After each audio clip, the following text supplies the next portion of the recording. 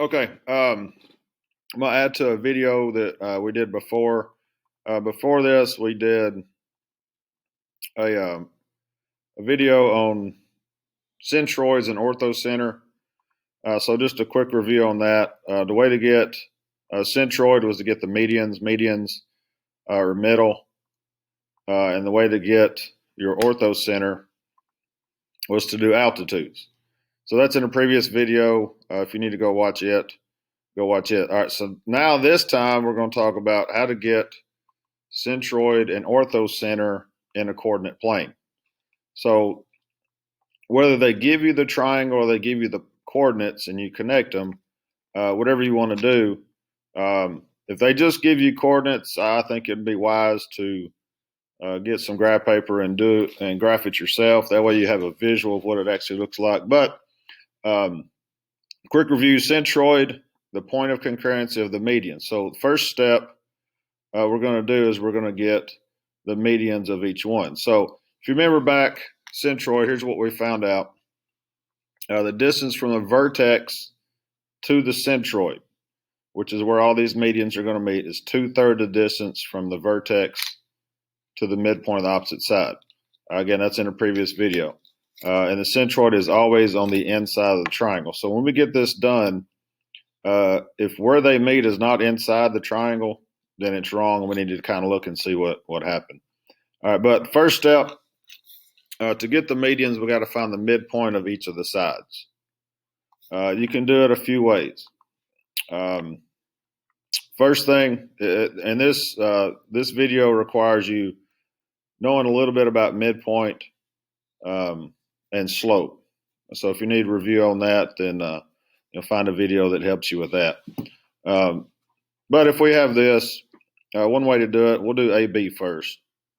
To get the midpoint of AB, one thing you could do is, okay, if from A to B, I basically slope, I go over 10 and up 2, midpoint would be half of that. So I'll go over, instead of over 10, I'll go over 5 and go up 1, which would give me the midpoint right there. Okay, I could do it that way. So if I do it to the rest of them, say we do BC. All right, from B to C, I go up 6 and over 4. To get midpoint, I'm going to do half of that. So I'm going to go up 3 over 2, and right there is my midpoint. Okay, and do the same thing to A to C. AC, you go, let's say you go A to C or C to A, whichever. We're going to get the same point. Let's go C to A, 6 and 8. So I'm going to do half of that, go over 3 and down 4. And right there is my midpoint. So now I have all 3 of the midpoints. Okay, and now what we're going to do is we're going to connect those. So let's kind of get rid of some of this mess that we have here. Okay, so we have our midpoints. Now the coordinates of that, if you really are interested in the coordinates, let's say you don't have a graph. Let's just say they give you 3 points and say, all right, this triangle, find the centroid. Well, then you can use your formula. So midpoint formula, if you remember, if we did AB, again, the coordinates, A is -6, -1, B is 4, 0, or 4, 1. You add the x's, take half, add the y's, take half, if you remember that formula. So if I do that, I get -1, 0, which is when we did it the other way, we got -1, 0 as well. If you want to do the formula for the midpoint formula for BC, you could do that. So again, add the x's, take half, add the y's, take half, we get 2, 4, which is what we get when we did our other way. And you do the same thing for AC. Add the x's, take half, add the y's, take half, we would get -3, 3, which is, again, where we get there. So if they don't give you a diagram, first of all, I would draw a diagram, but if you prefer, you can do it that way. So here are my midpoints. So second step would be to construct the altitude, the medians. Centroid goes with medians. So all I'm doing to do a median is go from a vertex through the median. So the median from A here is going to look like this. The median from vertex B to the opposite is going to look like that, and C is going to look like this. So the point of concurrency, the centroid, is going to be this point right here, where they intersect. Now, what is it specifically? It's kind of hard to tell right there, but if all the question asks for is, all right, give me a diagram, then you're done. Right there it is. Now, what if it asks you specifically, what is that point? And then we got to do a little more math, okay? So go back to the idea of, in a previous video where we said the distance from a vertex to the centroid, which again is right here, is 2/3 the distance from the vertex to the midpoint to the other side. So let's just take this AM, because really all we need is one of these. Let's take this median right here coming from A. All right, so right now let's get rid of B and C. So the centroid is going to be 2/3 the way up this purple line. All right, like we talked about before, there's some previous stuff that you need to know. One of these is partitioning a segment. All right, if you know that, that could be really helpful for this activity. Step 3 is going to be to calculate the centroid by using that idea of 2/3. Now, just doing this real quick. If I want to get 2/3 the distance of that, you can treat it like Pythagorean theorem and try to get you a triangle, and let's go 2/3 of the way. All right, so one way you could do it is this. If we go 2/3 of the way, if I take this, which this is going to represent the triangle I would make from that median. Okay, so if I counted over and basically made this a triangle, I would go over 8 and up 5 to get to the median. So from the vertex A, I would go over 8, up 5 to get to the median. So if I just look at that as a triangle, I'm going to go 2/3 of the way, which is going to be about in here, in this area here. Well, I'm going to do 2/3 of 8, and I'm going to do 2/3 of 5, and see where it hits the median. In this case, the hypotenuse. So if I just go, we'll calculate it real quick. It wouldn't matter in this calculation, but I think you should always get used to and get in the habit of putting fractions in parentheses in a calculator. Some it doesn't matter, but I think I would get in that habit. So 2/3 of 8 is 5.3. All right, and then 2/3 of 5. 2/3 of 5 is going to be, it's going to be a pretty nasty decimal, but there it is. Now, how does that help me? Now, here's what's important about this. Understand I'm going from the vertex, which is A, to M. If I go the other direction, this thing is going to be wrong. So 2/3 of 8 is 5.3. So from A, I'm going 5.3 units to the right. In this case, we'll just count the boxes. 1, 2, 3, 4, 5. So I go 1, 2, 3, 4, 5, and about 1/3 is about there, 1/3 of that next box. So I got 1/3 of 5, or 2/3 of 5 is 3.3. So I'm going to go over 5.3, which is about there, and up 3.3, 1, 2, 3. So I'm going to be about right there is where I'm going to be. All right, so if I transplant this over to my actual triangle, my centroid should be about in that area. All right, which if we go back and do all these constructions, that's where it is.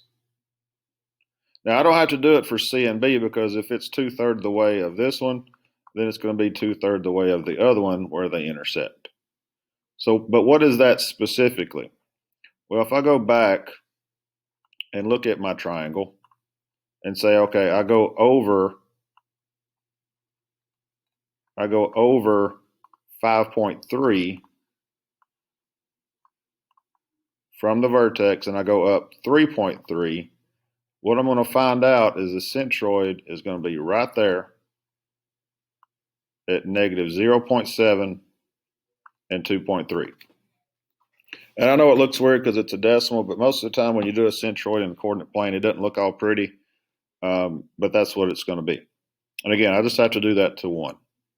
So that's a way to do the centroid in the coordinate plane. All right, now let's talk about an orthocenter, which if you remember about an orthocenter is the point of concurrency of the altitude. So this is actually a little simpler, but you do have to have some previous knowledge about altitudes.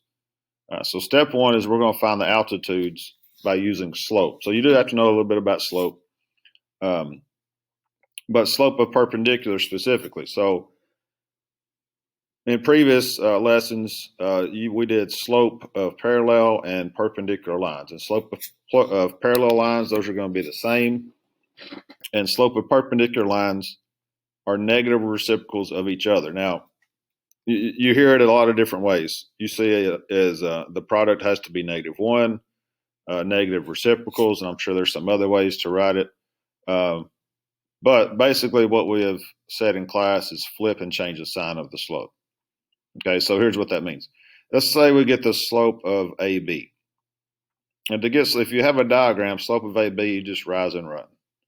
So if I rise and run, that slope is going to be 2/9. So I'd rise, let's go from A to B, rise 2, run 9, that's the slope. All right, let's find the slope of AC. So we'll go from C first. So I would rise 1, 2, 3, 4, 5, 6. And I would run to the left. Again, that line is going down. So that's going to be a negative. So I'd rise 6, 1, 2, 3, 4, 5 to the left. So that slope is going to be -6/5. And if I do the slope of CB, rise 1, 2, 3, 4, 5, 6, 7, 8, and over 1, 2, 3, 4. Well, 8/4 is just 2. Okay, let's say they don't give you a diagram, they just give you coordinates, which again, I would draw you a diagram, but let's say you don't want to. There's a slope equation. If you remember the slope equation, again, slope is rise over run. So some people mess up is they don't put the y's up top, right? The y-axis rises. So it's the difference in the y's over the difference in the x's. So if I do the coordinates of A, B, and C, and we're trying to find the slope of AB, I'm using these coordinates. All right, in this example right here, they went 3 minus 1. Again, the y's are first. And then 6 minus -3 and minus the negatives plus the positives. So they get the 2/9. So whether you count it or whether you do your equation or your formula, you're going to get 2/9. Same thing for AC. If we use these two coordinates, put it in the formula, I'm going to get -6/5 either way. And the same thing with BC if you would rather put it in the formula. Either way, we're going to get 2. Okay, so we're going to use that in order to get the slope of the altitudes. So go back to this idea of the slope of the altitudes, slope of perpendicular line, negative reciprocal. So if I have 2/9, now we'll take this one first. What we learned about orthocenter is going from vertex to opposite side, they have to be perpendicular. All right, that's what altitudes are. Altitudes are perpendicular 90 degrees. So in order to get this line that is an altitude perpendicular to that, it has to be a negative reciprocal slope. So if its slope is 2/9, negative reciprocal, or I flip it and change the sign, would be -9/2. So what that would look like, if I go -9/2, was we would rise 9, go to the left 2. Now, if you would rather -9/2, if you'd rather go down 9 and to the right 2, you can do that. We're going to get the same line. But this is the coordinate that I have. So if I draw a line from that coordinate to my vertex, that is going to be the altitude from vertex C. And again, if you go down 9 and over 2, you're still going to get a point that's going to be on this line. All right, so that is my altitude from vertex C. All right, now let's do an altitude coming from B. So B, all right, has to be perpendicular to this line. So the altitude coming from B has to be perpendicular to this. Well, the slope of that one is -6/5. Again, to be perpendicular, flip it and change the sign. So that slope is going to be +5/6. Okay, so if we do that from B up 5/6, this is the point that I get. Again, you can go the other direction if you want to. Either way, we're going to get the same line. So to be perpendicular, we're going to that point through that vertex, and that's the altitude coming from vertex B.